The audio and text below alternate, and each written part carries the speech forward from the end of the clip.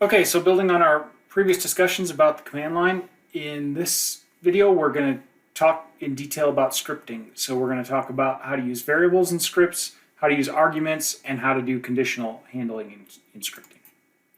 So scripting is great because it allows us to automate frequently used commands. So to avoid having to retype things on the command line, or maybe even retype things with slight changes depending on specific things you're doing on the command line, that might be a slight variation of what you do in other cases.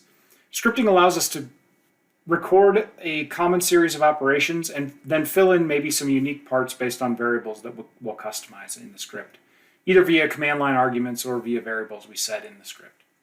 So I like to think about scripts as documentation. So if you find yourself writing a bunch of commands in a series in order to perform some task, you should be thinking about turning that into a script instead, because rather than telling someone, hey, run these 5 commands in a row, you could just say, hey, run the script I created that contains the commands that you need in order to do this task. So often the script files are in files ending with .sh, where .sh is short for shell, just to show that these files are script files. That's convention, but it doesn't necessarily need to be the case.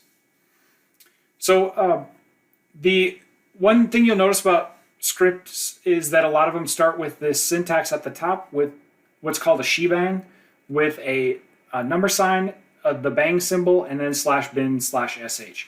And what this is doing is telling the shell which shell interpreter to use when it executes the script file.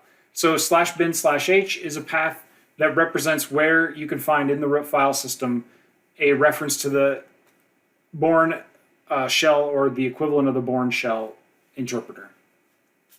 And so this is known as the shebang portion of the script. And it's also common in this location to see number !bin/bash. What this means is that the Bourne again shell extensions, the extension the Bourne shell that we talked about earlier, is available to this particular script. So as an example of a more complicated script than the one I showed earlier with hello world.sh, here we've got a variable that we can use to set the greeting. So by default, the script will tell us hello world, and we have the option to customize the greeting here by changing the value of the variable. So that's a simple example of using a script variable, is a variable that we can define ourselves, as shown on the previous slide, where we can customize the greeting. Another thing that we can do with variables is we can set them based on values that are passed into the script as arguments. And so if you use the $1 syntax, what this is saying is the first argument that's passed into the hello world args shell script will be set as the greeting. So you can see if I do hello world args.sh hola, then I get hola world instead of hello world. So those are a couple options that you have to customize the flow of the script based on variables. And there's several special built-in variables for scripts that you can use to customize your processing of the script. $0 is going to be the invoked name of the bash script. That includes the path that's specified to run the script. And then $1 to $9 are going to be the first 9 arguments. $number gives you the number of arguments that were passed to the script. So if you want to check for how many arguments were specified, you can use that.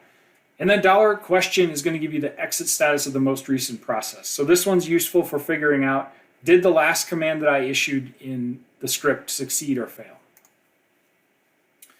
So in addition to using variables to control flow of the script, there's also conditional syntax that lets you pick sections of the script to execute based on things like location of files or values in variables. And what you see with this often is the bracket syntax here, where bracket is really a shorthand for use of the test command. If you do a man test, you can see all the options for the test that you can perform as part of a bash conditional. So in this case, what I'm checking to do is to see if the write_dir variable here is a directory in the file system. And you can see this if you look at the man page for test and see what the -d option is. So this says if I use -d file, the test command is going to return a match success status if the file exists and is a directory. So if -d write dir is going to execute this part of the conditional if write dir is a directory, and it's going to execute this part of the conditional if it was not a directory. So you can see in this case we're going to exit with 1, which is going to be an error status if the directory wasn't created. So the exit 1 is an example of how you can communicate success and failure through the exit status of your script. So exit 0 is traditionally associated with a success response, and exit 1 is traditionally associated with some kind of problem that occurred, or really any non-zero exit is associated with some kind of problem that occurred. And then one thing to be aware of is you can use the output of your script to help direct a user how to actually use it. So in this case, this is showing one of the scripts that you'll write for assignment number 1. And when you run it with no arguments, it'll tell you that it needs some arguments, tells you which arguments it needs, and what a little bit more about what you should specify in the argument.